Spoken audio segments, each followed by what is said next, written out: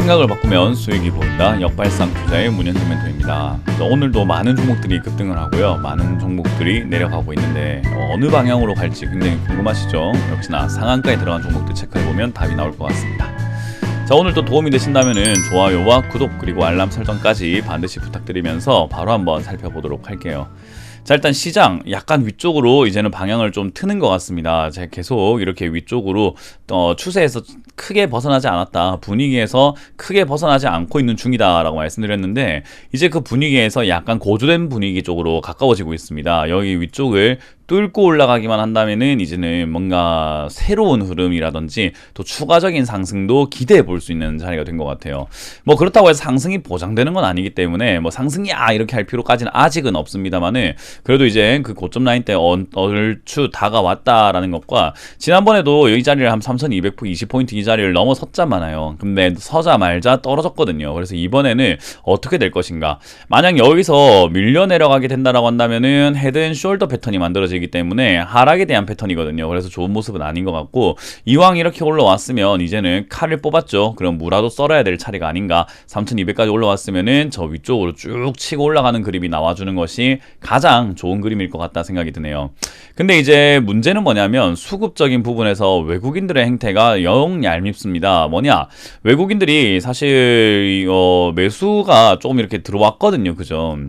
뭐 보시는 분들은 아시겠지만, 수급을 보시는 분들은 이제 어제와 그제 해가지고 이렇게 금요일까지 해가지고 매수세가 한 6,400억 정도 500억 정도 이렇게 들어왔어요.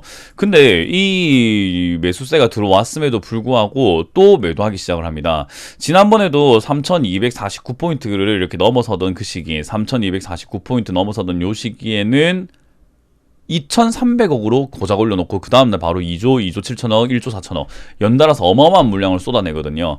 그래서 이번에도 매수 물량으로 이렇게 끌어올려놓고 매도하려고 하는 것은 아닌지라고 하는 좀 약간 우려감이 들게 되죠. 영 얄미워요. 끌어올릴 때 조금 쓰고 팔 때는 겁나 많이 팔고, 약간 그게 어떻게 보면은 얄밉지만은 잘하는 거잖아요. 우리 그 복싱하는 선수들도요, 뭔가 이렇게 아웃복서라고 하죠. 치고 빠지기, 때릴 때는 겁나게 빠른데 빠질 때는 또 엄청나게 빨라가지고 때릴 수가 없는, 얄밉잖아요.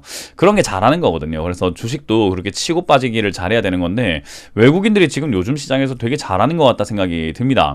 그래서 이거가 잘한다는 말을 돌이켜본다면은, 다시 또 이렇게 뒤집어 생각한다면은 외국인들이 너무 팔고 있는 거 아닌가, 팔려고 지금 주가를 또 끌어올린 것은 아닌가, 여기에 개미들 또 속고 있는 건 아닌가라는 우려감이 좀 든다라는 거예요.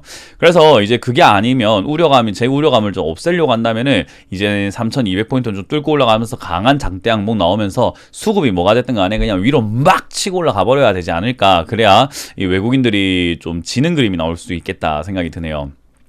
일단 지금 상황에서는 정 좋아 보이지는 않습니다. 또 속임수로 이렇게 올라오고 있는 느낌이 좀 강하다라는 건데요. 이게 왜 그런가? 왜 그런 생각을 하게 되나요? 역시나 올라오고 있는 종목들의 구성을 보게 되면 알 수가 있어요. 오늘도 스펙이 상한가에 들어갔다가 막 요동을 칩니다. 그래서 상한가 제5호 스펙은 아직까지 상한가에 들어가 있고요. 그리고 상한가 이탈 종목으로 5개인데 어이구야, 이거 마이너스 1%짜리 있네요. 이거는 왜 저렇게 됐는가? 밑으로 더 많이 빠졌어요. 오늘 22.2%, 그러니까 거의 하한가 수준까지 단순간에 순식간에 이렇게 폭락을 하고 반등이 나왔다라는 거예요. 엄청나죠. 그래서 이렇게 변동폭이 컸기 때문에 이제 뭐 사실 이런 좀 품절주라든지 저런 스펙 관련주가 길어봤자 일주일에서 뭐 한 1, 2주 정도면은 이 테마가 바로 죽어버려요. 그래서 지금 스펙 관련주들은 이제 거의 좀 단물 다 빠지고 있는 시기가 아닌가 생각을 해보니까, 스펙은 절대 잡아서는 안 된다라는 조언을 제가 드리고 있으니까 그 점 참고하셔가지고 이런 봉변 당하지 않도록 하시고, SK 제5호 스펙도 마찬가지입니다. 굉장히 위험하고요. 그나마 스펙 중에서는 삼성 제5호 스펙, 삼성 스펙이 지금은 그나마 제4호 스펙이죠. 요게 이제 그나마 제일 대장이기 때문에 얘가 정지가 풀리고 난 다음에 어떤 행보를 움직여낼 것인가에 대한 포인트도 남아있을 것 같아요.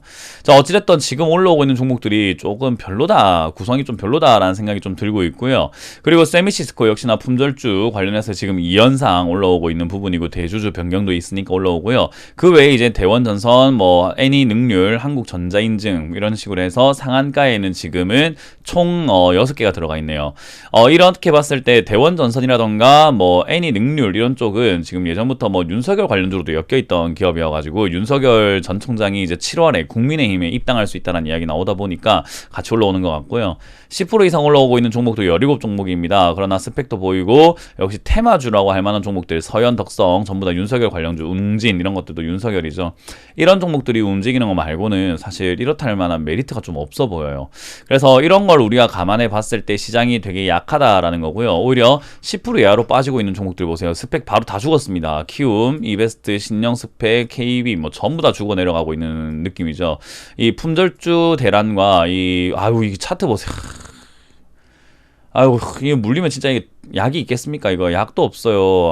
야, 이거 진짜 어떡합니까? 이거는 물리면 진짜, 예, 뭐, 저희 방송을 보고 계시는 분들 중에서는 이거 사신 분 없다 생각하고, 뭐, 안타깝지만, 일단 우리만 살면 되는 거 아니겠습니까? 그래서 저는 그렇게 생각을 합니다. 일단 이런 것들 절대 잡아서는 안 된다라는 거 기억하시면 되겠고요. 그리고 이제 그 외에 이제 급등했다가 이상급등하고 폭락하는 기업들 굉장히 많고요. 그리고 유상증자하는 기업들도 많기 때문에 요즘은 좀 약간 가시밭길이다라고 보시면 좋겠습니다. 자, 이제 그런 종목들 중에서 오늘 올라오고 있는 종목들 하나하나 살펴볼 텐데, 오가닉티, 코스메틱 한번 보도록 하죠. 요거 이제 중국이 이제 2자녀까지는 허용을 했는데 3자녀부터는 원래 벌금을 매겼었어요. 근데 이제는 벌금 안 매길게 나아라 3자녀 허용하겠다. 그래서 저출산을 중국도 저출산이 있다라고 보시면 되는데 그거 이제 풀어줄게 라고 하는 부분이에요. 그래서 이제 그걸 풀어주다 보니까 오가닉티, 코스메틱 요쪽도 아무래도 이제 그런 뭐 유아 대상으로 하는 샴푸, 바디워시 이런 걸 만들다 보니까 수혜감으로 급등하고 있는 모습입니다. 뭐 나쁘진 않아요. 저출산 이거 해결해야 되는 문제이기 때문에 사실은 한번 올라와야 되는 테마기도 한데요. 지금 1200원 정도까지는 충분히 올라갈 수 있다 생각이 드니까 들고 계시는 분들은 참고하시면 좋을 것 같고, 빠지면 한 번 더 사도 되는 자리이고 뭐 테마기 때문에 그렇게 좀 보시면 어떨까. 올라올 때 잘 팔고 내려갈 때 잘 또 사자, 뭐 그런 관점을 보시면 좋겠고요. 헝성그룹도 역시나 중국 산하 제한 그 폐지 기대감에 또 급등하고 올라오는 모습입니다.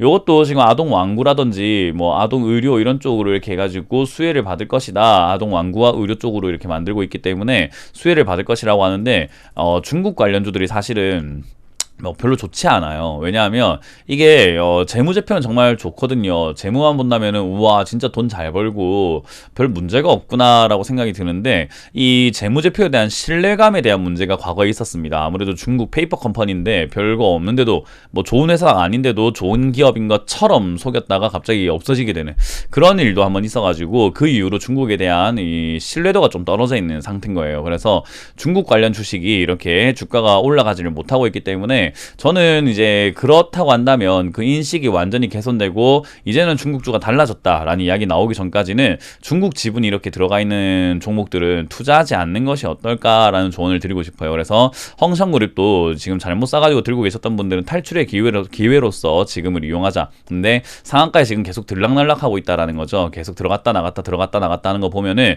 뭐 결국 상한가에 들어갈 것 같긴 한데 셀 것 같지는 않습니다. 그래서 이것도 매도 포지션 잡으시는 게 좋겠다 생각이 들고요. 대원전선, 뭐 제가 이거 방송에서도 뭐 좋다라고 한번 말씀드렸던 적이 있는 기업이에요. 그래서 지금도 대원전선이 쭉쭉 올라오고 있는데, 뭐 전기차 전선에 뭐 예전부터 3월 요 정도에 막 급등하고 올라올 때 전기차에다가 뭐 전선 공급하겠다 뭐 이런 이야기가 있었거든요. 그래서 이제 그런 관련주로 올라왔다가 최근에는 이렇다 할 만한 내용이 있는 것 같지는 않습니다. 그나마 뭐 윤석열 관련 이야기가 조금 이제 은연중에 돌고 있는 것 같긴 한데, 뭐 그래도 이거는 이렇다 할 만한 테마가 있어서 올라온다라는 느낌은 조금 적지 않나라는 생각이 드네요. 그래서 이런 거는 이상 급등이라고 보시면 좋을 것 같고요. 어찌됐든 어떤 이유가 됐든지 간에 나중에 밝혀질 텐데, 지금까지도 이렇게 시장에 어마어마하게 밝혀지지 않은 재료라고 한다면은 정말 우리가 모르는 숨겨진 엄청난 폭탄적인 뭐 폭발적인 재료가 있다라기보다는 별거 아닌 가능성이 높습니다. 이상 급등일 가능성이 높은 거죠. 그래서 이런 것들 급등하고 올라올 때 역시나 따라 붙지 마시고, 그리고 급등했다고 해가지고 절대 사지 마시고 이제 들고 있는 분들은 잘 매도하시는 게 어떨까라는 조언을 드려볼 수 있을 것 같네요.